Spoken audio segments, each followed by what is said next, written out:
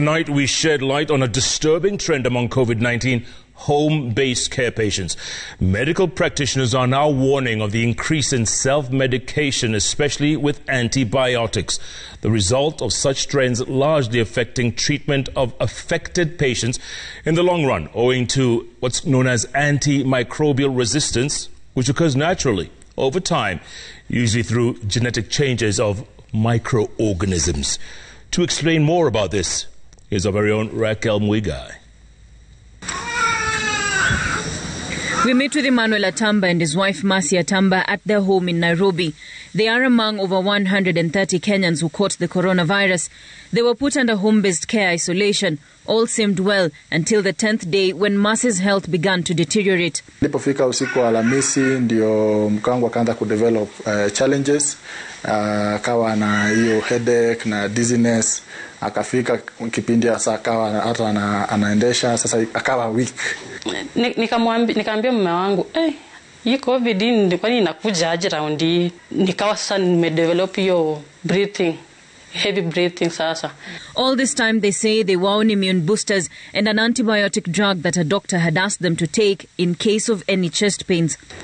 So hiyo azithromycin nayo mimi nilichukua sana, nilichukua zaidi. Kwa sababu nilikuwa nimeambiwa the moment unasikia chest pain unaichukua. So unajua hiyo fear ya kukufa mapema unaamua unachukua. Sasa wakati nilichukua for 7 days. Upon check-up by a doctor at a local hospital following Mercy's symptoms, the doctor mentioned it was as a result of an overdose of the drug.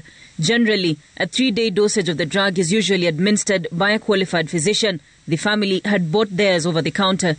Ile box iliandikwa 1x1, akaniambia unameza moja kwa siku. Na nikamuuliza box moja ni pesa ngapi, akaniambia ni 200. Nikamwambia sawa. Nipe box ngapi? Nipe box 3. Sasa hivyo ndio ilikuwa. Akanipa hizo box 3. Sasa mimi sikujua kama kuna vile kuna meza na dosage. According to the Poisons and Pharmacy Board, self-medication is an increasingly common practice.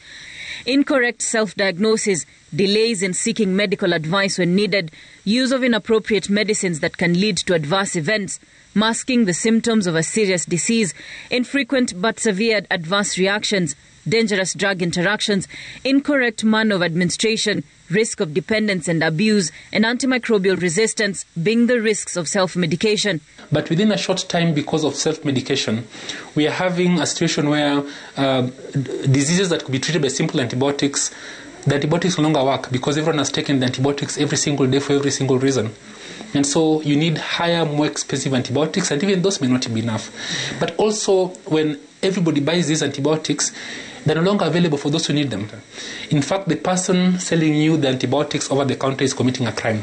Daniel Were, the senior nursing officer at the Mbagathi Hospital, tells us that a majority of home-based care COVID-19 patients are resulting to self-medication over symptoms they view to be ordinary, only to come in later when conditions worsen. He further adds that this category of COVID-19 patients are advised to seek a health professional opinion when symptoms arise. COVID-19 is a virus. Antibiotics are not indicated in the virus situation. The instance when we use azithromycin is specific. Doctors understand what it's being used for in particular cases, not for every single case of COVID-19. The Pharmacy and Poisons Board in a latest public notice stated that the public is discouraged from self-medication with antimicrobial medicines. Antibiotics are not the solution for infections caused by viruses such as common colds or flu. Raquel Mwigai, Citizen TV.